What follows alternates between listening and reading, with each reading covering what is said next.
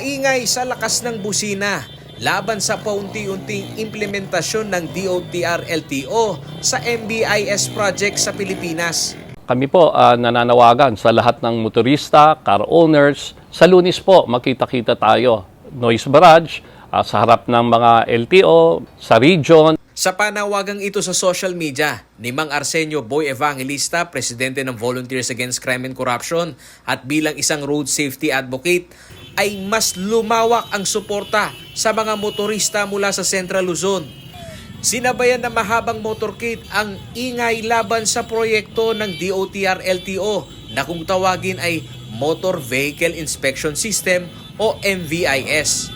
Mula sa tapat ng kumpanyang Quick PMVIC o Private Motor Vehicle Inspection Center dito sa Barangay Santo Domingo, Angeles City, gwardyado ng mga kagawad ng Philippine National Police ang magkakatabing sangay ng LTO District sa magkalapit na syudad ng San Fernando at Angeles City dito sa Pampanga. Dalawang PNVIC na kasi ang operational kasalukuyan sa Central Luzon. Apela ng mga motorista, walang public consultation kaya duda ang VACC na may malaking korupsyon sa likod ng proyekto. Lahat hindi tayo nakonsulta dito. Parang ang nagulat nga kami, tayo halos lahat biglaan para ba tila inaapuran nila. So yung mga possible corruptions dito, yung monopoly rin na monopolize ng private sector. Tanong lang namin, hindi ba kaya ng LTO?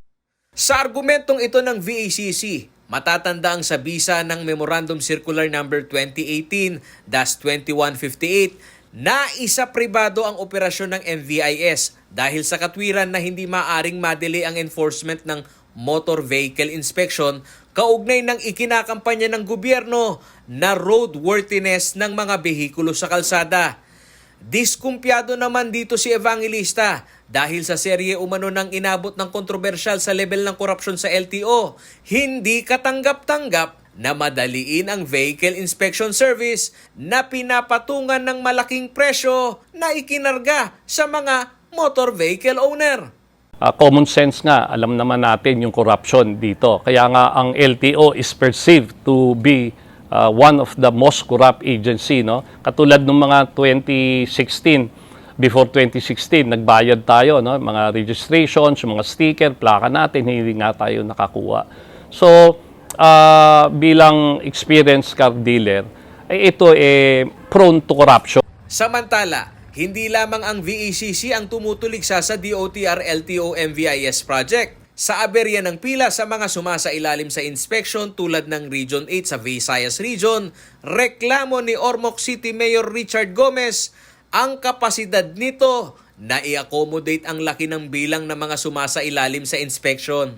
Like for example, there is a Region 8, upat ka centers lang ang inspection center. There is a Region 8, it's only Katbalogan, Tacloban, Ormoc, and Maasin.